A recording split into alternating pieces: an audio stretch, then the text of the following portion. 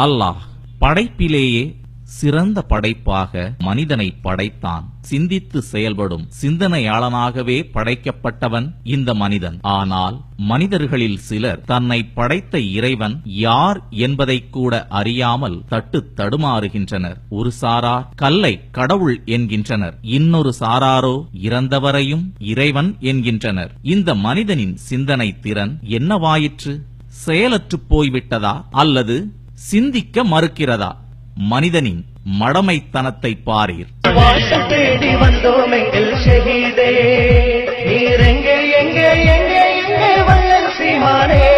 அந்தோ பரிதாபம்! அல்லாஹ்வை இரட்சகனாக ஏற்றுக்கொண்ட முஸ்லிம்களுக்கா இந்த நிலை? அனைத்து நபிமார்களும் அல்லாஹ்வை மட்டுமே வணங்க வேண்டும், அவனுக்கு எதையும் இணையாக்க கூடாது என்பதையே பிரச்சாரம் செய்தார்கள். இதற்காகவே அடிக்கப்பட்டனர், கொல்லப்பட்டனர். நபிகள் நாயகம் ஸல்லல்லாஹு அலைஹி வஸல்லம் அவர்கள் கூட இந்த ஷிர்க் என்ற இணை வைப்பை ஒழிப்பதற்காகவே அரும்பாடுபட்டார்கள். நபிமார்கள் செய்த இந்த உன்னதமான பணியை நாம் தொடர வேண்டாமா? இந்த கட்டிடம் என்ன அல்லாஹ்வின் ஆலயமா? இருக்காது, நிச்சயமாக இருக்காது. அல்லாஹ்வின் ஆலயம் அலங்கரிக்கப்படாதே. ஓ, இது மரணித்தவரின் மண்ணறை.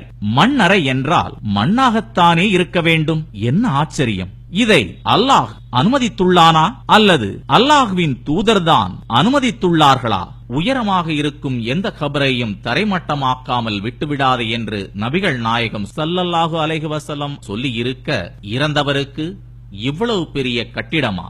இதுவெல்லாம் மகானின் கல்லறைகளாம். அவுலியாக்கள் என சொல்லி அல்லாஹ் அல்லாதவர்களிடம் மன்றாடும் படும் பாதக செயலை பாருங்கள். அவுலியாக்கள் என்றால் இறைவனால் நேசிக்கப்படுபவர்கள். இறைவன் ஒருவரை நேசிப்பது யாருக்கு தெரியும்? இறைவனின் முடிவை அவனோ அல்லது அவனது தூதரோ அறிவிக்காமல் யாராவது அறிய முடியுமா? என்ன அபத்தம் இது! தன் மரண வேளையில் நபி ஸல்லல்லாஹு அலைஹி வஸல்லம் எதை எச்சரித்தார்களோ அதை சர்வசாதாரணமாக செய்யும் மடமையை பாரீர்.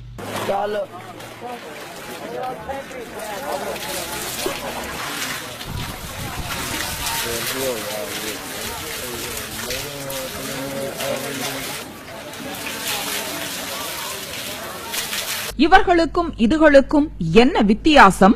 நபிமார்களுடைய கபர்களை வணக்கத்தலமாக ஆக்கிக் கொண்ட யூத கிறிஸ்தவர்களையும் அல்லாஹ் நாசமாக்குவானாக.